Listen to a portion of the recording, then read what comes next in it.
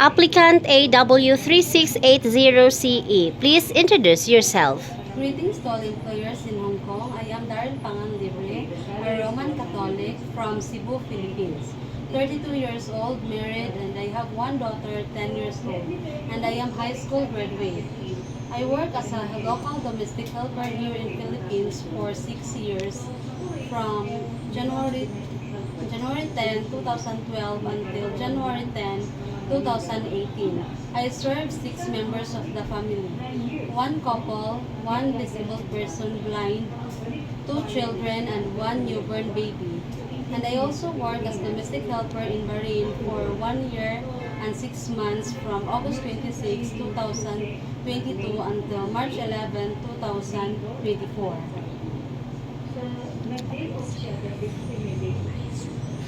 I serve 5 members of the family, 2 adults and 3 children, ages from 7, 13, and 19 years old.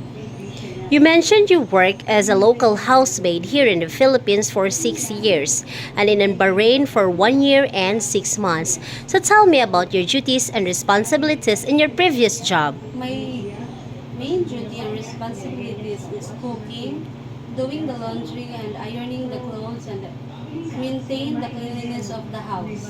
And I also take good care of elderly and newborn baby. Okay, very good. So can you tell us how you will take care of the baby and the children? By preparing their nutritious foods, I feed them, I give them milk and nutritious food and vitamins on time.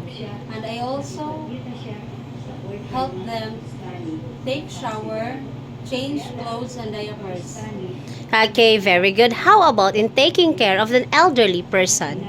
Taking good care of elderly person needs more patience because I need to be attentive in every time they needs me, like going to the bathroom, change clothes and diapers. And I also prepare their foods and medicine on time.